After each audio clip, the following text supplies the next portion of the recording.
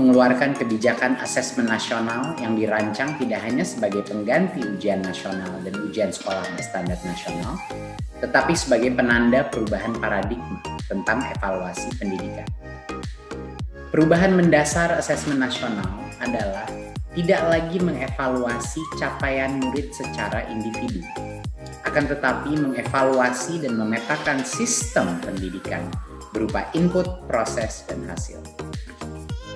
Potret layanan dan kinerja setiap sekolah dari hasil asesmen nasional ini kemudian menjadi cermin untuk kita bersama-sama melakukan refleksi, mempercepat perbaikan mutu pendidikan Indonesia. Asesmen nasional terdiri dari 3 bagian, yaitu pertama, asesmen kompetensi minimum atau AKM. Kedua, yaitu survei karakter.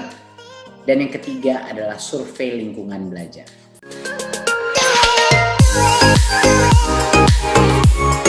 Guru dan sekolah di Batam menyatakan siap menghadapi asesmen nasional atau AN. Kegiatan yang rencananya digelar pada tanggal 4 hingga 7 Oktober mendatang akan menguji seluruh elemen sekolah mulai dari siswa, guru, dan kepala sekolah hingga seluruh elemen sekolah itu sendiri.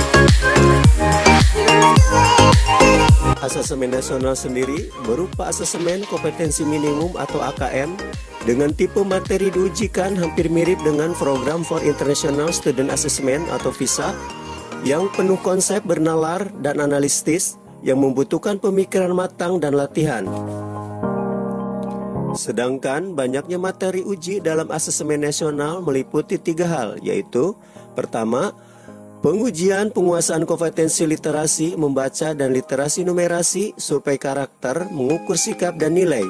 Kedua, keyakinan dan kebiasaan yang mencerminkan karakter siswa. Dan ketiga, survei lingkungan belajar untuk mengukur kualitas berbagai aspek input dan proses belajar, mengajar di kelas maupun tingkat sekolah.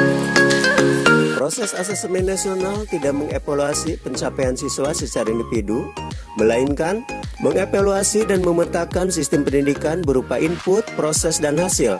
Gambaran dari asesmen ini kemudian oleh pihak Kementerian Pendidikan, Kebudayaan, Riset, dan Teknologi atau Kemendikbudristek menjadi cerminan untuk bersama-sama melakukan refleksi percepatan perbaikan mutu pendidikan nasional. Sementara persiapan asesmen nasional dilakukan di Satuan Pendidikan Non-Formal Sanggar Kegiatan Belajar atau SKB Batam sudah tahap final. Sekolah yang dipimpin Dr. Andes Suryadi ini hanya tinggal menunggu pelaksanaan asesmen nasional digelar pihak Kemendikbud saja. Karena melihat dari segi persediaan perangkat komputer dimiliki sekolahnya untuk menunjang asesmen nasional ini telah mencukupi.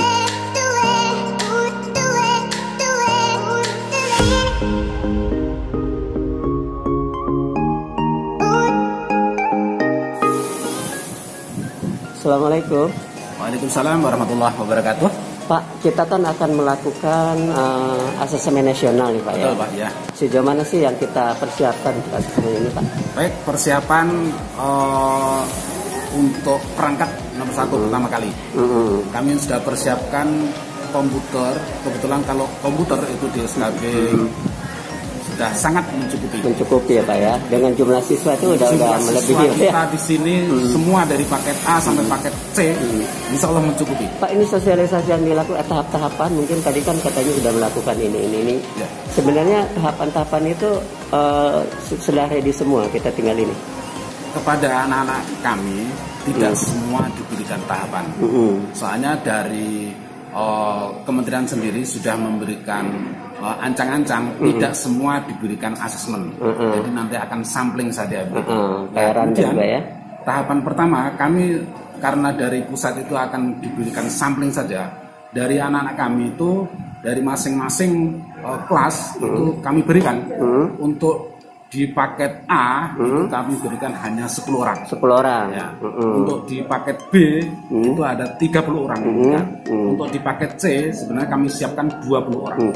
Pak, ini asesmen nasional, ini kan pengganti dari UN ya? Pengganti dari UN. Nah, menurut pandangan Bapak, asesmen itu sejauh mana sih tingkat keberhasilan atau dinilai bagus gitu oleh pihak ini sekolah? Menurut saya, asesmen itu kalau sebagai pengganti ujian nasional sangat-sangat tidak relevan Pak ya?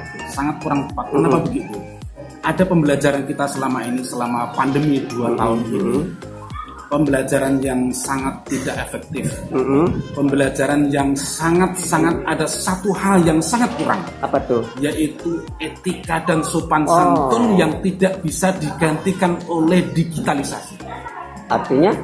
Artinya sopan santun anak-anak kita ini ya sangat menurun. Walaupun secara digitalisasi menggunakan teknologi mereka sangat canggih, tapi bagaimana bersopan santun, beretika, menuju ke tingkat yang lebih dewasa sangat-sangat tidak mewakili. Nah Pak, kalau asemen sendiri, kembali ke asemen, kalau asemen sendiri hasilnya seperti apa nanti yang kita dapatkan? Kalau hasil asesmen ini utamanya walaupun hanya digantikan sebagai pengganti ujian, menurut hemat saya bukan hanya sebagai pengganti ujian saja, tapi juga menilai lembaga ini kemampuan di dalam mengelola anak-anak. Artinya asesmen lebih menyeluruh Pak ya? Lebih menyeluruh. Tapi tidak individu siswa? Tidak individu siswa. Artinya kelemahan-kelemahan yang kita alami itu bisa diperbaiki dengan asesmen ini? Harusnya bisa. Berarti lebih bagus dong daripada kalau asesmen ini, yaitu tadi yang satu yang kurang tadi untuk tingkat kemampuan anak berpikir lebih dewasa, kemampuan anak menghargai orang lain ini yang jadi tolak ukur keberhasilan itu kan keberhasilan suatu pendidikan di sekolah itu terhadap siswa itu kalau asesmen dilihat dari apanya Pak? Kalau asesmen itu dilihat dari kemampuan mereka memahami, kemampuan daya nalar. Oh, itu. Jadi ini dinilai Bapak cukup bagus ya. Hanya saja mungkin UN jangan dihapus juga gitu. Kalau bisa sebenarnya menurut saya UN itu sebagai standar sebenarnya. Standar. Ada indikator ya. Iya betul Pak. Sebagai indikator kemampuan anak-anak kita untuk. Artinya asesmen memang bagus, cuman UN pun lebih bagus gitu. Assalamualaikum. Waalaikumsalam. Pak, Bapak kan sebagai proktor ya? Iya betul. Tahapan-tahapan untuk asesmen kompetensi siswa atau asesmen nasional yang dilakukan oleh SKB ini udah sejauh mana Pak? Untuk persiapan di SKB yang pertama kita menyiapkan dulu perangkat-perangkat yang untuk pelaksanaannya.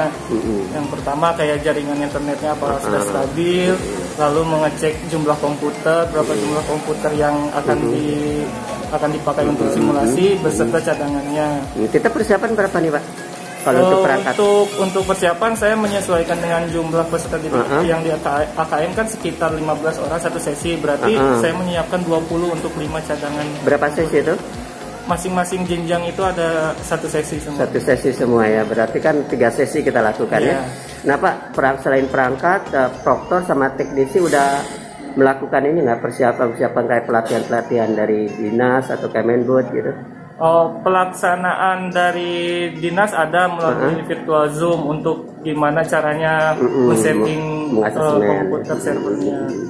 Pak, kalau siswa sendiri persiapan seperti apa Pak? Kalau untuk siswanya kami ada 3 kali pertemuan. Yang pertama itu ada diadakan simulasi, setelah simulasi ada gladi dan baru nanti yang ketiga tahap untuk AKM.